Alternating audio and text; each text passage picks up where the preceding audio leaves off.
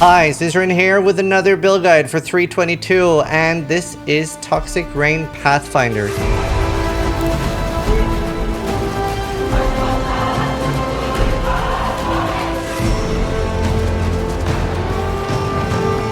It's a very fun and great league starter, and it's incredibly zoomy. Big downside to the build though is that the pods, they don't like do instant damage, right? You're not gonna have that nice crunchy feel like lightning arrow. They're instantly destroying the enemies. Like the pods go down and then everything melts away. If you don't like damage over time builds, this might not be for you, but it is an amazing league starter. Really good defenses, especially for mapping. It doesn't have like, you're not gonna face tank every boss in the game, but this is something that you might have seen a lot of your favorite streamers do pinnacle bosses with. I've done 3 or 4 of the Uber pinnacle bosses on this myself, on Soul Self and Hardcore. But yeah, it's not a champion, so you're not going to face tank everything, but absolutely great powerhouse of a build. And it doesn't need any crazy uniques to get started. And that's a really great thing because you're not going to get stuck behind something currency-wise. If watching these videos helps you have a good league start, please consider subscribing to the channel as it helps me and my team a lot. Early on, we're leveling with Caustic Arrow and Pierce, and then you get Void Manipulation at level 8. You could also use Puncture for Brutus. You can just like slap a puncture on him and then run him around. He'll die pretty fast. For playing this build, it's incredibly easy. You're just throwing down your Ballista Totems. You don't actually need to do that for mapping, but for bosses, you want the Ballistas down, and they will attack where you're attacking. And this means that you can pre-stack for a lot of bosses and have the pods ready as the boss comes out of its grace period or whatever. This build has an insane amount of damage. You can get anywhere between like 5 and 10 million depending on how min-maxed with awakened gems, etc. But very early gets to between 2 or 5 million damage, so you're going to be able to take down like Eater, Exarch, etc. very nicely. If you're not familiar with Path of Building, we have a video that shows you how it works and etc. But we have a step-by-step.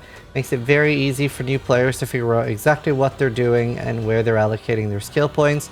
And at the end game, we have a few different trees here. We have one with Eldritch Battery allocated, and that's because the Katarina helmet is so much rarer now. So because of that, we have an Eldritch Battery tree that converts your energy shield to mana. You can also have a different tree where we just spam reduced cost on everything, and we actually get 0 mana cost. And then we also have a softcore endgame with reduced cost on cluster. And also ascendancies are baked into the leveling tree as well. So we can look here that we're getting Nature's Reprisal for free Wither and Effective Withered. This is a huge part of our damage. And Master Surgeon, this is insane for survival, especially for mapping. And I'll talk a little bit about the technology there for a sec. And next up, we have Nature's Adrenaline. Flasks gain 3 charges every 3 seconds. You have like very high uptime on your flasks, even for bosses. And then here, Utility Flasks get a 30% increased effect. Now, Master Surgeon is insanely good because what you do is you use used when charges reach full. And then you could either do 50% recharge recovery. That's what I use for bosses. And another thing you can do for mapping is to get Flagellant Flasks. That's the 2 or 3 charges when hit.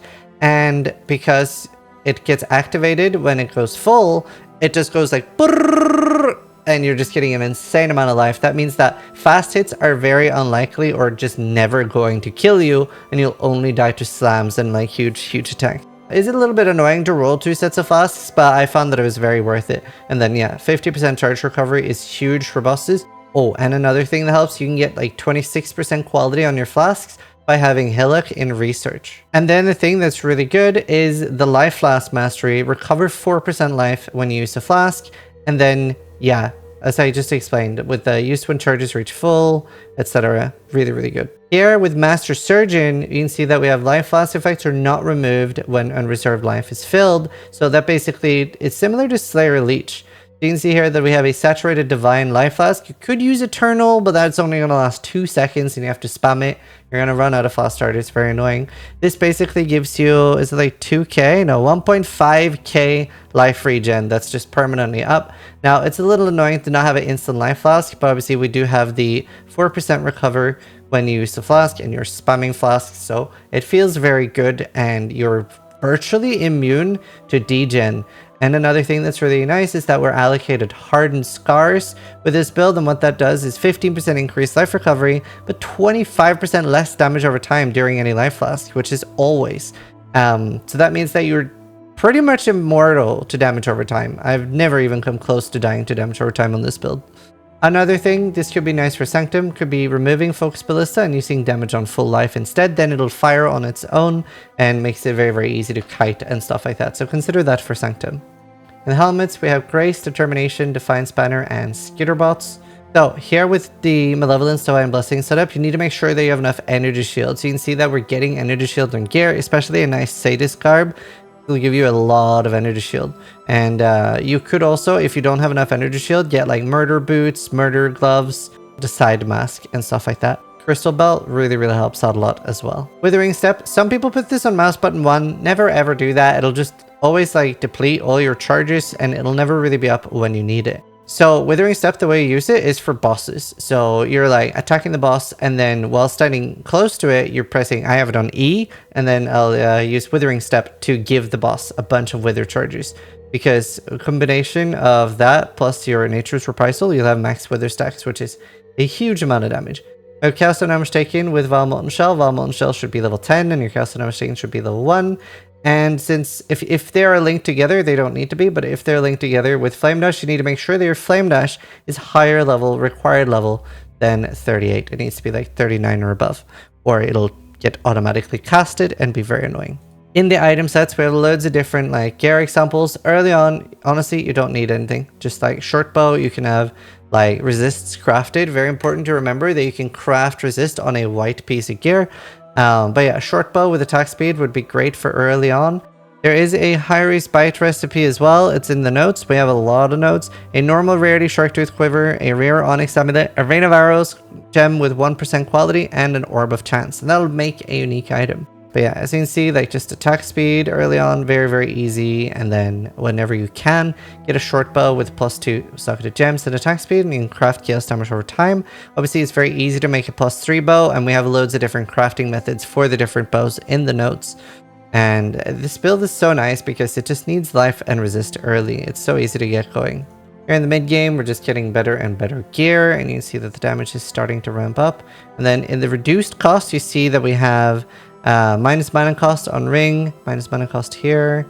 You don't do minus mana cost on the amulet, but you end up getting a lot of reduced mana cost. You also get reduced mana cost on the helmet, and you're basically getting free cost on everything, including the malevolence. And make sure that on your flask, you get 25% reduced mana cost of skills. Now, there are different bows. There's one that's like multi-modded like this with +2 socketed support gems. That's for when you're using Empower.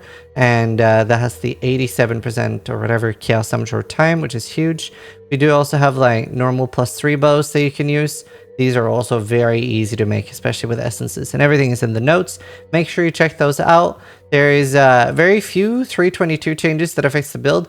You might be able to get a tattoo that replaces your 30 dex node with +1 gems. That could be very worth it.